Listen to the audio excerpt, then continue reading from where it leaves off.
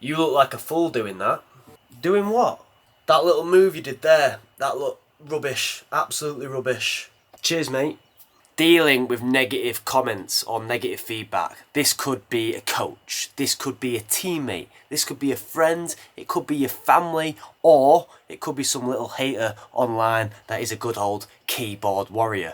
Now, before you even acknowledge anything that they say, you've got to ask yourself one question, and only one question, and this all depends where you should go from here. This is how I deal with feedback myself. I'll ask myself this one question.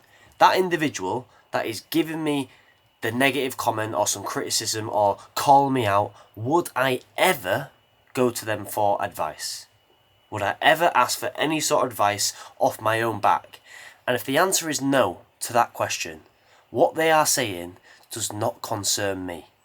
That is not my business. That is their opinion, and I do not care one bit. Not one bit, because I would never actually go to them if I wanted advice. So why would I listen to any sort of hate comments or negative comments they're putting towards my way?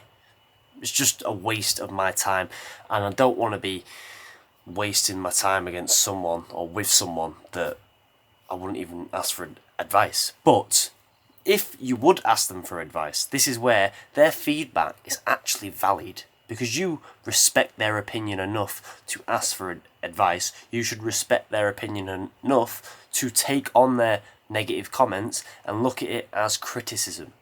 I look at it completely different between negative people and criticism, because that negative, that is a bad word. That is a sense where, yes, that is something we don't want in our life, but criticism, on the other hand, that is something that we can act upon and we can improve. Now, you're going to ask yourself this: what are they saying? What is the certain statement they are saying, and what can we do from it? For example, let's say someone's saying my hand's really low on my jab. Like, I'm throwing my jab and my hand's down here, if we're talking MMA context. If there's someone that I respect and I would take advice off them, I would now look at my footage in the next couple spars to see if I can improve upon getting my hand a little bit higher when I am throwing that jab. It could be something that is not even in the MMA context as well. But if you will never ever go to someone for advice, don't even bother. Don't even bother trying to listen to some hate comments they're going to put or some negative feedback. Only take feedback or criticism from people that you would go to for advice, because they're in a authority of respect from yourself. But we're going to act upon it. We're going to see what we can do personally. And then from there, we're going to work and drill towards improving that certain area. So in fighting, it could be your technique when you're throwing your jab, like you said, or like I said, making sure when we're drilling, we're getting the hand nice and high up and we're keeping it tight in. Then we're going to look back at footage.